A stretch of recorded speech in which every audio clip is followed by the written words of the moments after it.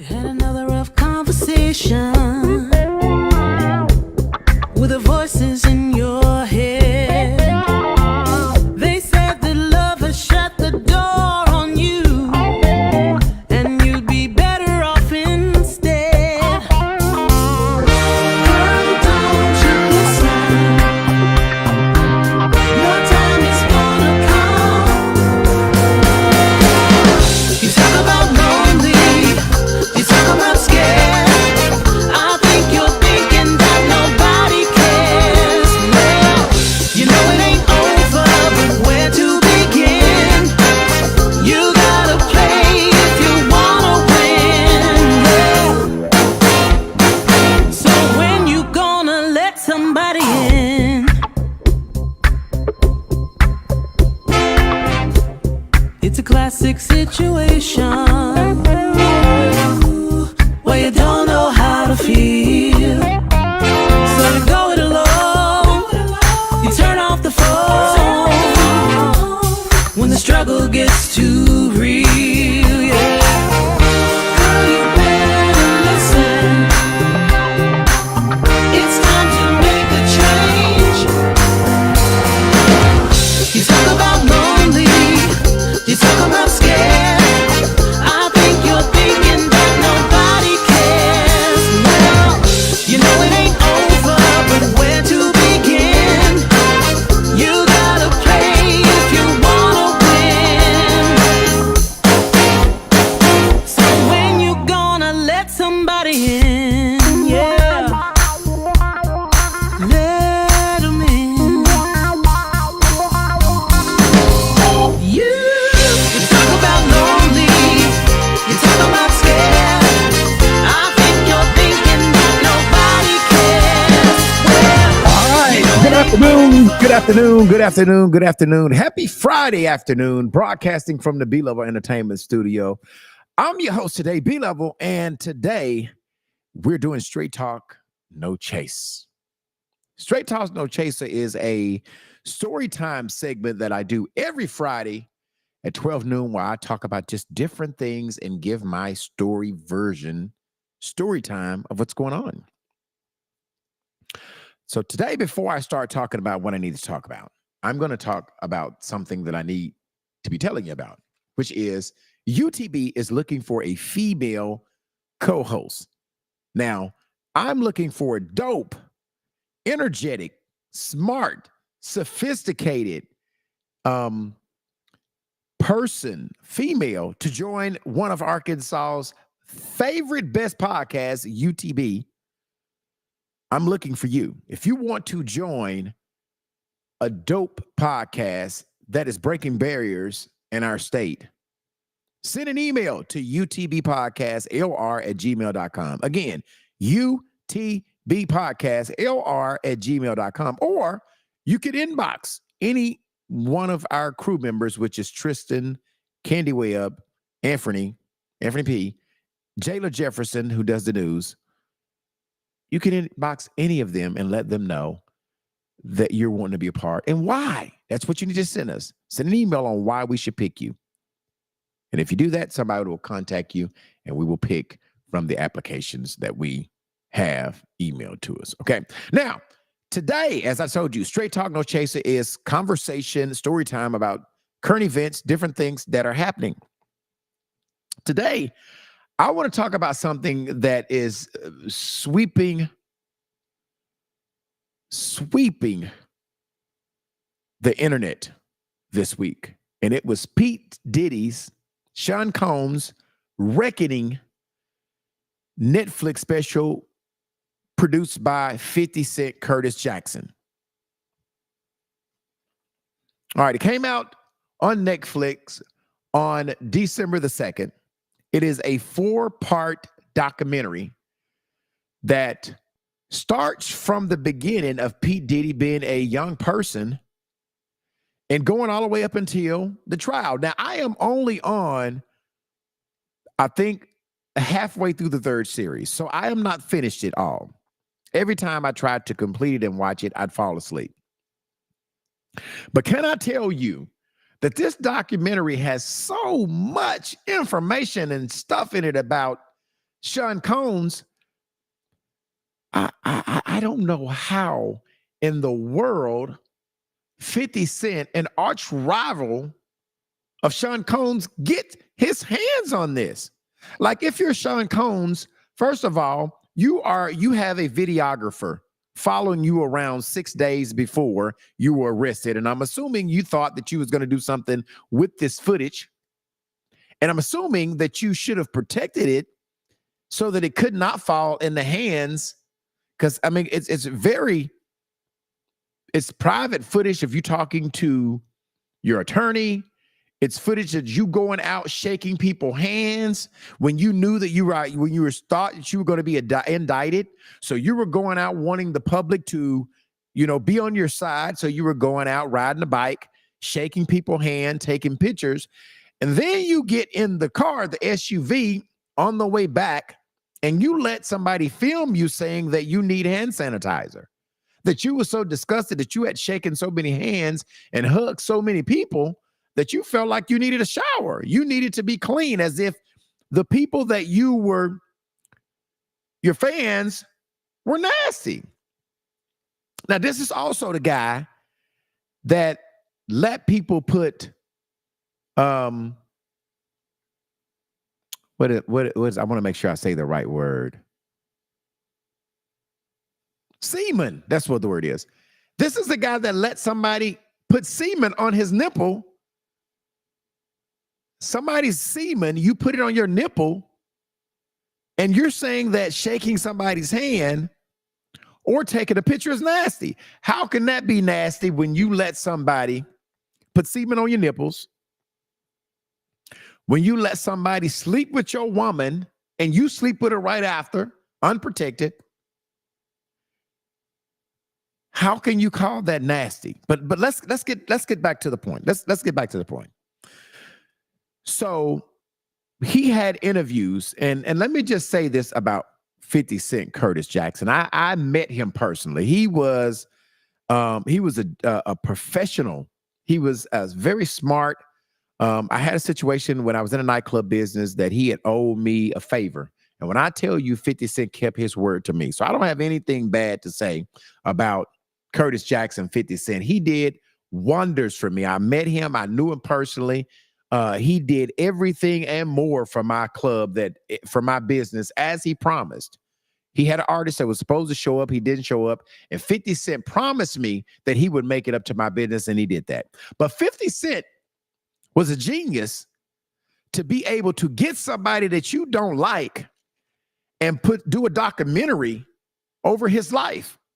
Now, how Sean Combs didn't tie this videographer up and making sure that he satisfied financial obligations, because that's what I heard. He didn't pay the videographer, and he thought he was going to get out and maybe he was have access. But also, it was probably Sean Combs feeling like he was God, like he did through the whole documentary and all of the relationships that he had. He misused a lot of people. He did a lot of people wrong, and it showed in this 4-part documentary. How do you let that get out of your hands? I don't understand. But anyway, 50 Cent found these people to have interviews with: Danity Kane, Al B. Sure, Kirk Barrow, who was the who was the co-founder of Bad Boy Records. He interviewed him. He had former sex workers, Clayton Howard, who was a guy that would come by and knock Cassidy off in front of Diddy, he said in his interview. Now, this is all allegedly, because I ain't Sean Combs. I don't want you to sue me. Don't come sure. This is all allegedly. This is all what was in the documentary. This is not UTB saying this. This is all allegedly. I don't need Sean Combs' attorneys contacting me. But he had interviews from Roger Bonds, which was the head of his security, Rodney Lil Rod Jones, who said that a producer who said that he assaulted him, Mark Curry, one of his rappers, Eric Sermon, all of these people, Capricorn Clark, all of these people were telling information of what happened back in the day. So how 50 Cent got in contact with all of these people for them to snitch on Sean Combs was crazy. But let me say this to all of the people that was interviewed. I don't respect none of y'all because y'all was snitching. All of y'all watch P. Diddy do all of these terrible things to these terrible people. Even the co-founder.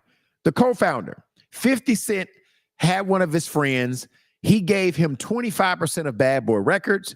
The other 75% was to his mother, Janice Combs. And at some point in time, 50 Cent, the guy said that 50 Cent, the guy's name is, let me see what the guy's name is, Kurt. He said that 50 Cent came in his office with a bat and demanded that he give the 25% back to him and that he would promise to give it back, but he needed to make a move. So he needed 100% of Bad Boy to make some moves and that he was going to give it back to him.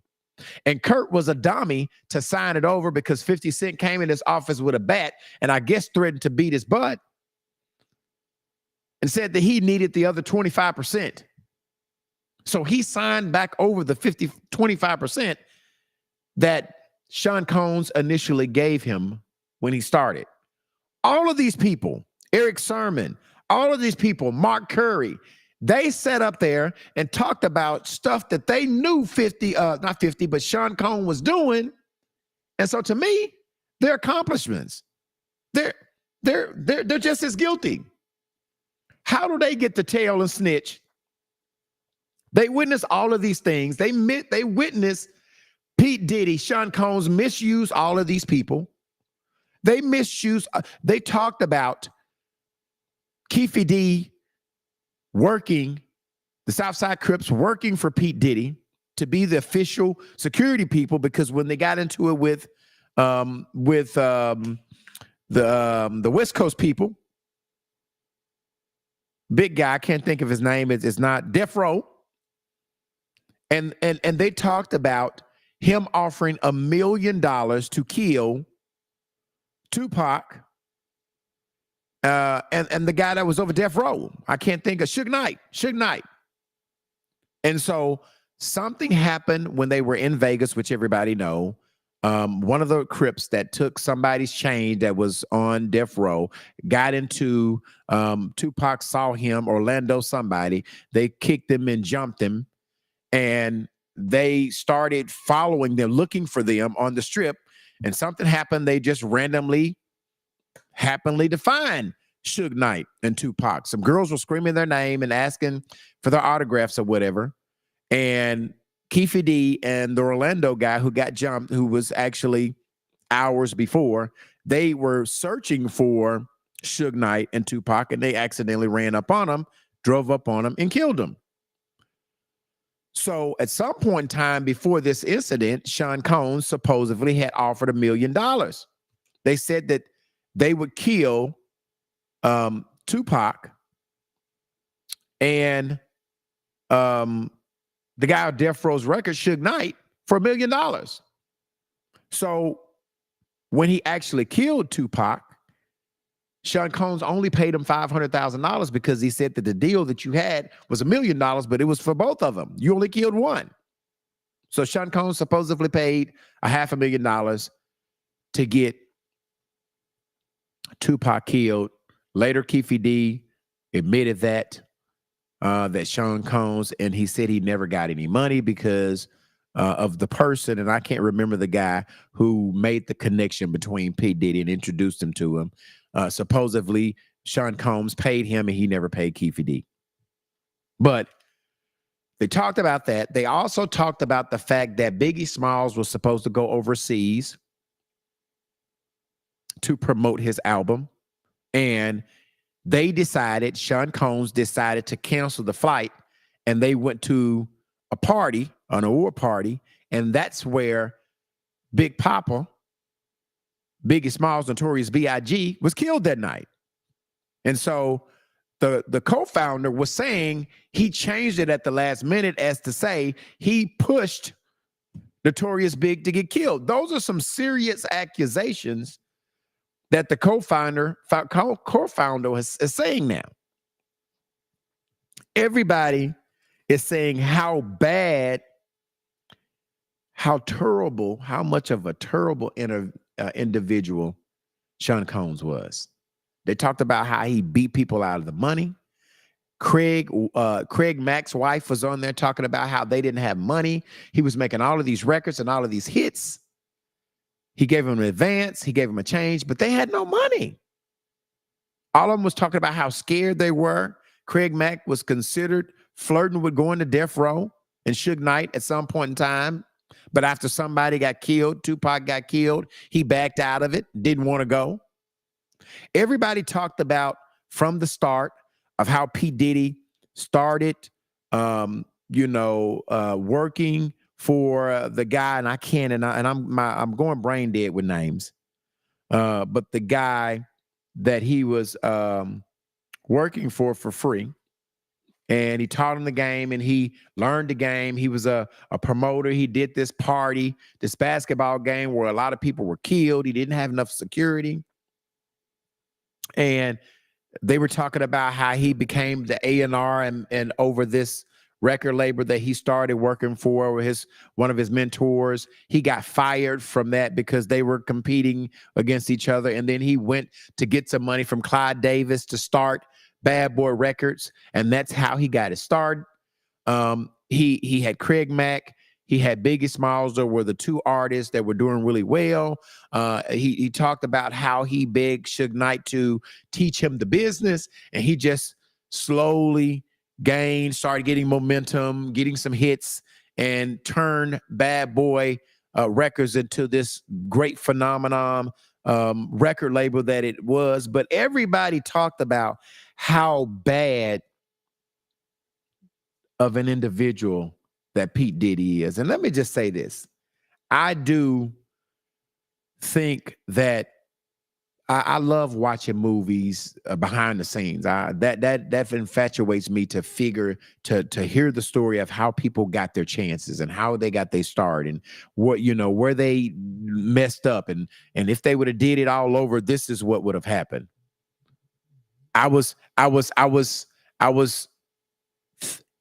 just flabbergasted with how much Sean Combs got to, how bad he did people, how much he messed people around, how much he stole from people. He even said that when Biggie Smalls died, that he was going to make Biggie Smalls pay for his own funeral out of money that he owed him. He gave the rest to his mother, but he took the cost of this big elaborate funeral that he supposedly threw for Biggie Smalls and told everybody or made everybody think that he was throwing it, and he made the co-founder take the money out of Biggie Smalls' settlement that he was going to give to the mother after he was killed.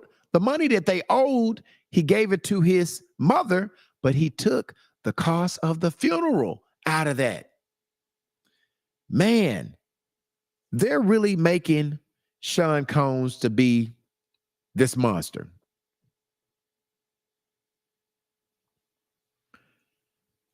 They talked about how he had the Danity Kane girls. He wanted to screw everybody that he came in contact with. They talked about this sex worker who came on and talked about how he initially, over years would sleep with Cassie. He talked about the sexual liaisons that they had together. He talked about how at first Pete Diddy would cover his face, and he would let him sleep with Cassie at first. He wouldn't join in, and then as they kept doing it, how he would at that some point in time join in. The more freak offs they had, how he would join in. He also talked about how every year on Biggie Smalls' death anniversary, that was one day that he sure was going to have a freak off, that he was going to fly him to wherever they were, him and Cassie were, and they want to have a freak off. I just don't understand all of the things that these people were accomplices in, how they were able to not be charged in these things. Some of these things, they were just as guilty as Sean Combs. How were they not charged? So it was just so much, and I've yet to finish it. I still have an episode and a half to get through. I was able to talk about what I'm talking about today just by watching 2.5 episodes. It's a lot. It was a lot. I will say that it was well produced. I will give 50 Cent Curtis Jackson the big ups. You don't want to mess with him. You do not want to get on his bad side, because the way the documentary was put together, the number of people, the information that was told on P. Diddy, like, man, P. Diddy is a creep. They told so many secrets that the man had. Now, all of this stuff, I'm assuming these people were telling the truth. These people could be lying. But if these people were telling the truth, the stuff that they talked about was disgusting. They portrayed Sean Combs as, Roger Bonds talked about all the people he jumped on, all the people he had Shine railroaded. He paid for his defense and sent them to jail. Like, it's crazy. So you guys need to go watch on Netflix. It is worth the $24 a month that Netflix is charging you. I still have not gotten through it all, but it was a lot. It was unbelievable, all of the stuff that they put. Outside of all the freak offs and the bad things that he did to people, it was in detail, a lot of snitching in this documentary. So I'm going to leave you with this. It was just unbelievable. I don't know how. I don't have,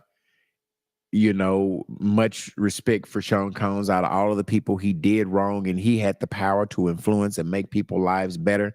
And per allegedly, I'm going to put the allegedly, based on everybody's testimony and interviews, Sean Combs is a full-blooded, heartless creep.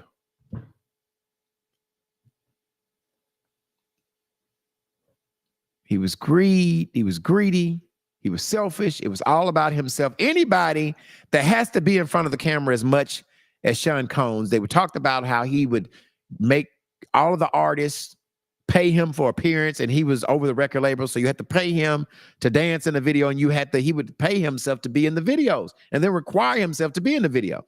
It was crazy how many people he signed bad deals to because they were starstruck and they wanted to be in the limelight.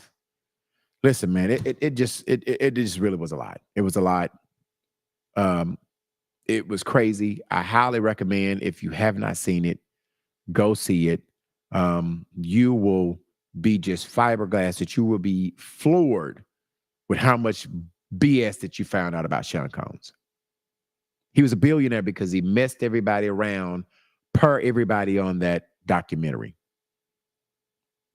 So go to Netflix, pay the $24, and watch the 4-series documentary. I was flabbergasted. I don't know what to say. And still, I have not watched it all. But I am going to go finish it. But so far, I was I couldn't believe what I saw. Before we leave, I need to tell you that UTB is looking for a female co-host. As I said at the beginning, all you have to do, if you're interested in joining one of Arkansas's favorite podcasts, send an email to utbpodcastlr@gmail.com. Got to be a female to go along with Tristan, to go along with Anthony, to go along with Candy Webb, to go along with Jayla Jefferson, to be a part of this crew. We're looking for you. Send an email on why we should pick you. Okay. Now I got to get off here. This was pre-recorded. This was done yesterday. so that I could keep my contractual agreement with you guys that every Friday at 12 noon, I'll do story time. And don't forget Sunday, do not forget. Let me take that off of there. Every Sunday, 7 o'clock, the Best Damn Podcast, Unpacking the Baggage, UTB, happens every Sunday at 7 o'clock. Do not forget to set a reminder to be right here Sunday at 7 o'clock. Every Sunday. The Best Damn Podcast in the world, UTB Podcast. Good afternoon. Have a great day. Go watch Sean Combs, The Reckoning. I don't know what to say. You will be floored like I was floored. All right? See you Sunday, 7 o'clock. Had another rough conversation with the voices in